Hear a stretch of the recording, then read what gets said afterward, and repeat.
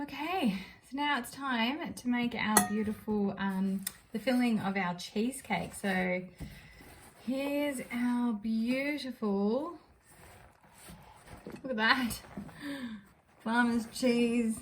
Woo! Heaps and heaps of that. So we're gonna whisk all the lovely ingredients together. Oh, that's so creamy, guys. It's amazing. Just feels so beautiful. Nothing better than making your own cheese, hey? Like I said before, you can definitely use ricotta cheese in this recipe. So we've got 500 grams of farmer's cheese, 250 grams of beautiful mascarpone. Don't want to waste that.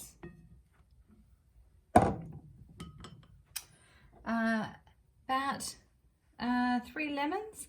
So we want about 2 tablespoons of lemon rind. I'm going to keep some for garnish.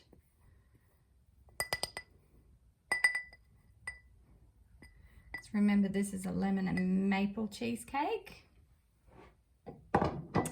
Then we want the juice of half a lemon.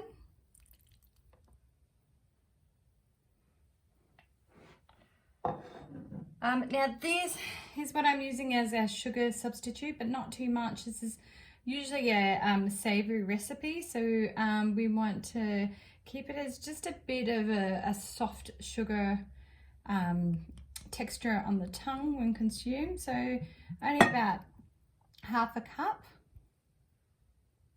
Which is great. These are 250 mils, so that makes life a lot easier.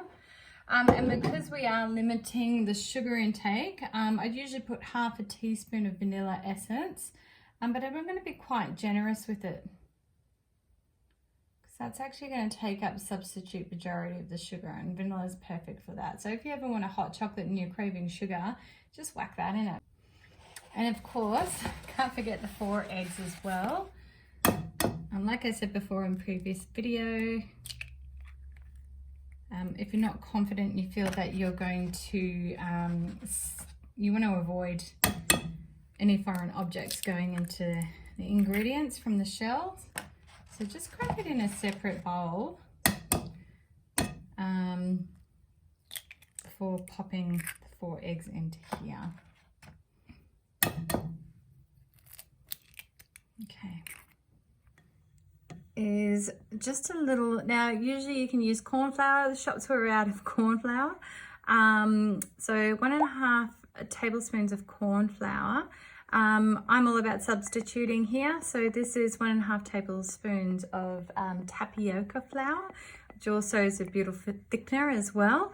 So if you ever run out of custard powder when you're making custard, you can always flip for tapioca powder and arrowroot as well, and 1.5 tablespoons of water, but I've added 1.5 tablespoons of the whey from last night. So that's the last ingredient, and I'm just going to work that in, and then we're ready to pop her onto our pie crust. So there's our beautiful pie crust. You can see it's lightly baked. We didn't want it too baked because we've got to bake the cake on top of it, and we just didn't want to end up having a very dry base. So here we go. I'm just going to tip the cake mixture on top of our beautiful almond meal crust. Trying to do this without wearing it all, which I always do, because I always forget to wear my apron. Oh, it smells amazing, guys. Yeah, I think I'm going to actually be able to fit it all in. Ooh.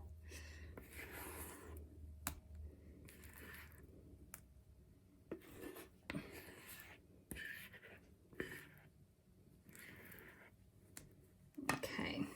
Ta-da! That is empty, and yes, I have cream cheese all over me.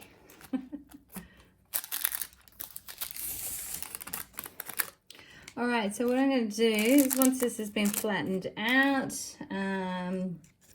this is going to cook for about 180 degrees.